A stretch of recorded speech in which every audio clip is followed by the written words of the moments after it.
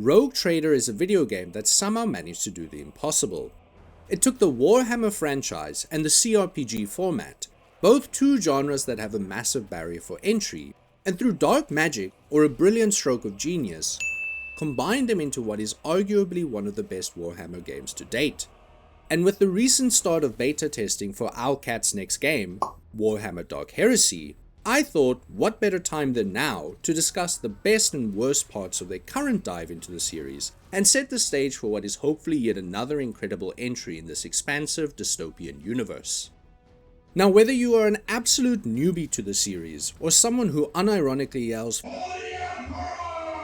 when knocking back a cold one, the good news is that the developers did a tremendous job of delicately balancing authenticity with accessibility.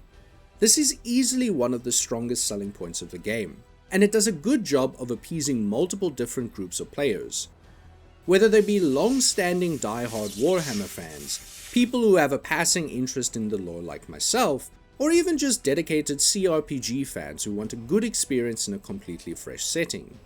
They carefully balance the difficult task of explaining everything in the universe without being overly expository, and offer multiple ways for you to understand some of the more complex lore, such as giving you the option to roleplay as a clueless dork who doesn't understand anything, giving more detailed text overlays that describe what the characters are talking about, and obviously the standard encyclopedia of knowledge for those that really want to nerd out and study every minute detail of the universe. Nerd! Simply put, it's a game that respects lifelong fans while not having to gatekeep it from inexperienced players to do so. Another thing this game does well, and I'm probably going to piss off a lot of those die-hard fans with this comment, is explore the grimdark setting and oppressive world of the Warhammer universe, while still respecting the original intent of Warhammer as a satire of fascism. One of the reasons I've never been able to really get into the deeper part of the culture outside of the general lore and kick-ass miniatures is that modern Warhammer does such a piss-poor job of actually satirizing fascism, xenophobia, and religious extremism that it often comes across as subtly condoning it. I know it's not actually trying to do that, and that Games Workshop is just appealing to the market base, but I'm so sick of hearing people excuse the current writing with, "Well, you're not supposed to want to live here," and "Humanity is its own worst enemy, bro, that's the point." My brother in God Emperor, when every game, show, or story I hear about makes the Adeptus Astartes sound like epic gigachads who almost never suffer morally shaking consequences, or present the Imperium as being pretty much justified with all the terrible things they do because of the constant disasters that happen when they don't, it stops being a good satire and just becomes fascism slop. But this is where choosing to develop the game as a cRPG is a fantastic choice, and the reason why I praise it so much. Having your character be a rogue trader means the developers are able to give you room to explore and experience the grimdark setting in a way that transparently shows the best and worst of all sides. There were multiple times where I took an iconoclast or even heretical route and made decisions that challenged the Imperium, such as by treating the poor like actual humans and not expendable meat puppets. But thanks to the rogue trader status you're given early on, NPCs, enemies, and allies are forced to contend with your decisions rather than just hand-waving it aside as heresy. What really sold it was how those NPCs and companions reacted to my decisions, and often reinforced the serious flaws of the Imperium, and portrayed them as being genuinely awful and morally repugnant at times, rather than just being a necessary evil. One of my favorite examples of this is one of your companions, who in personality acts like a stereotypical anime waifu, but her initial beliefs are so fucking abhorrent and repulsive that I actually hated having her in the party. However, as time went on, I increasingly challenged her worldview in a courteous manner, and she started to naturally become more compassionate and easier to connect with. So much so that I even ended up romancing her, and really liking her character towards the end. These nuanced but fair portrayals of all sides, as well as the excellent and believable side characters, all made the story incredibly fun to engage with. And thankfully, that story is a compelling one for the most part.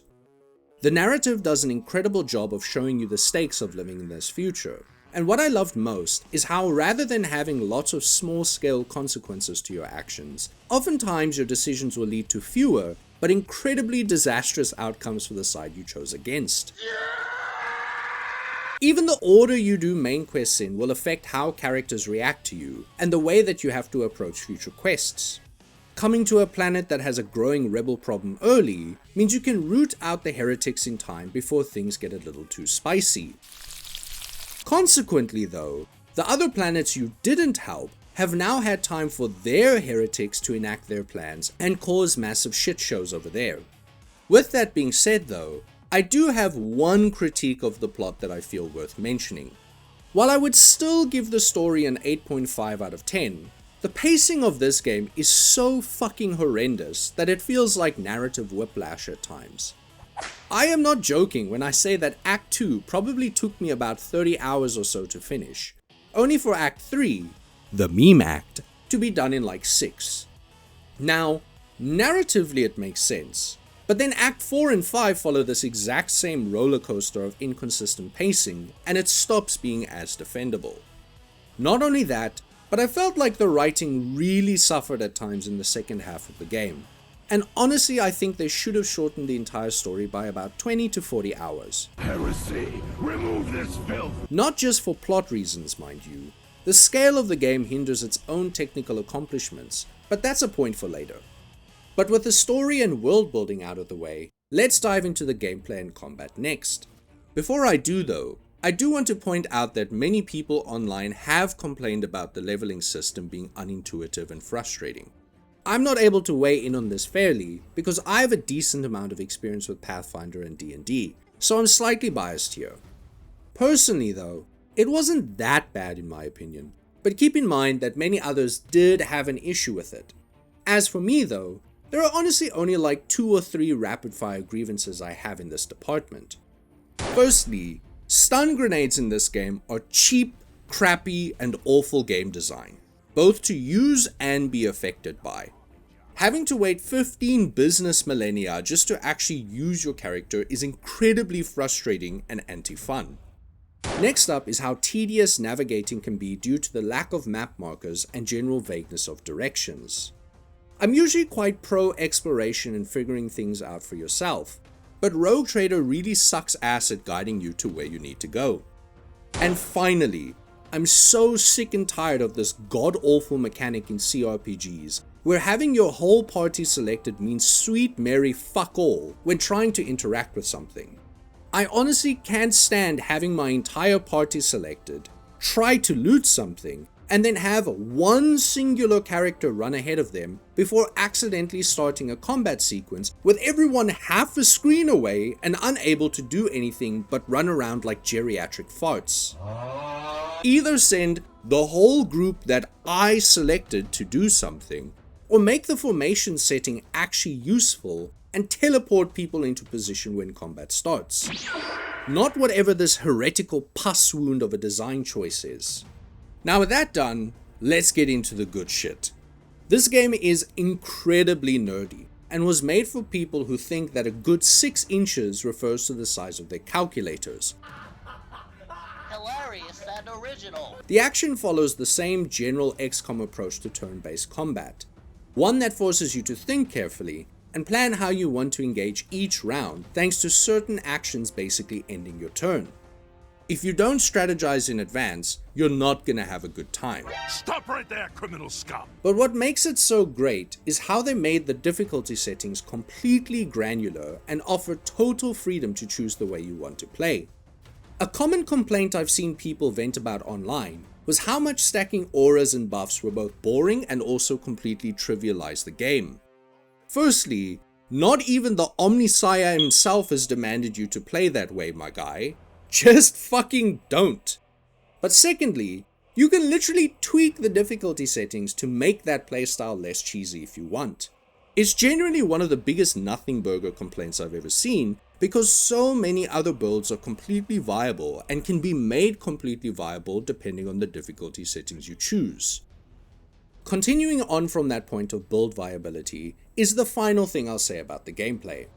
Now this might be a deal breaker for some, but for me, it's one of its biggest selling points.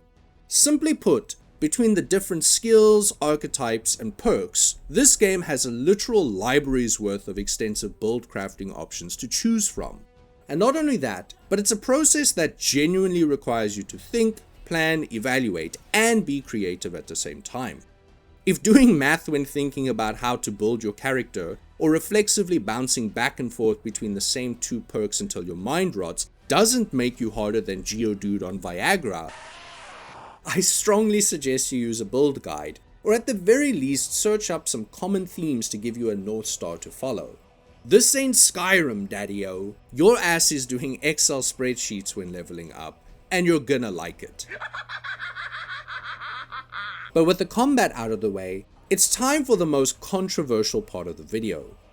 This is going to be my biggest gripe with the game, and where that second criticism about the story I mentioned earlier becomes much more important. But before I do, since I know hardcore cRPG stans love to gatekeep and purity test as a deflection of good criticism, I want to quickly take a few seconds to demonstrate my credentials in this genre of video games by quickly listing every single cRPG that I have fully played in their entirety.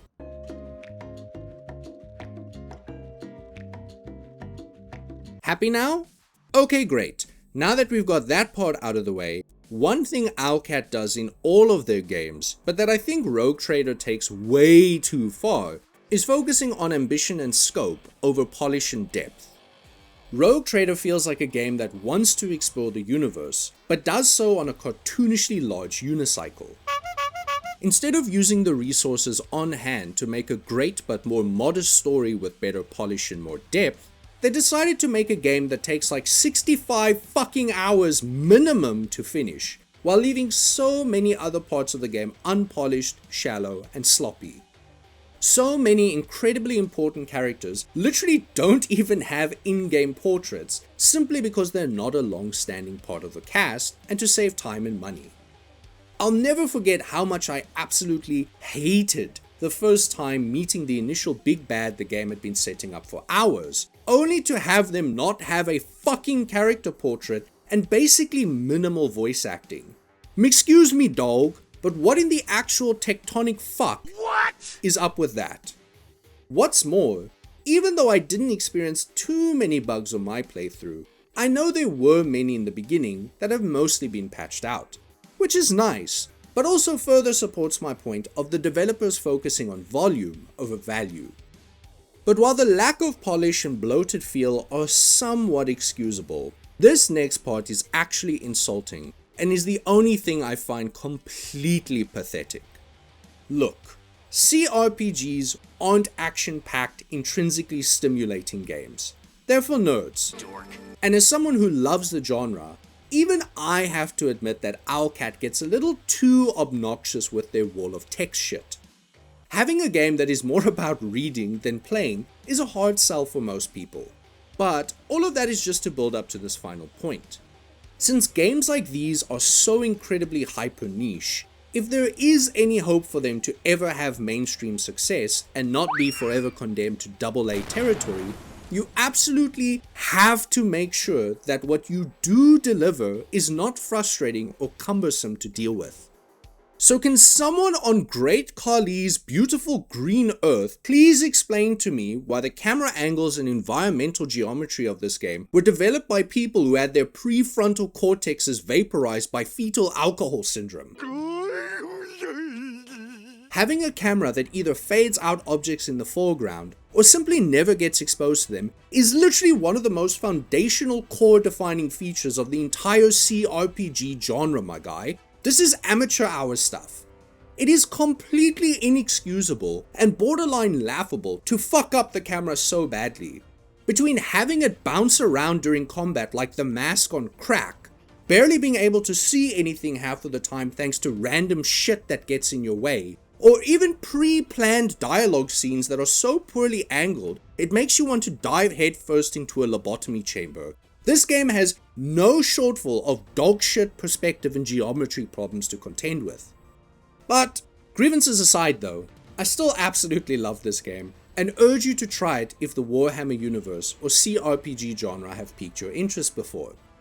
I really hope that they stay true to their promise of keeping Dark Heresy condensed and refined, because I honestly think that if they make a more humble but deeper experience, their next game could be the one that gives them the broader recognition they so rightfully deserve. Anyways, I'm off, and I want to thank you if you watched this video all the way through to the end. I'm sure I've pissed off two hardcore groups of fans that are well known for being incredibly open-minded and open to friendly criticism, so I look forward to hearing all the respectful opinions on why I'm wrong down in the comments below. But regardless, thanks for watching. If you liked it, remember to like, subscribe, and share it with your friends. And also, mayhaps, perchance, I could whet your appetite with some more of my self-indulgent reviews on other games. Either way, I'm out and look forward to seeing you in the next video.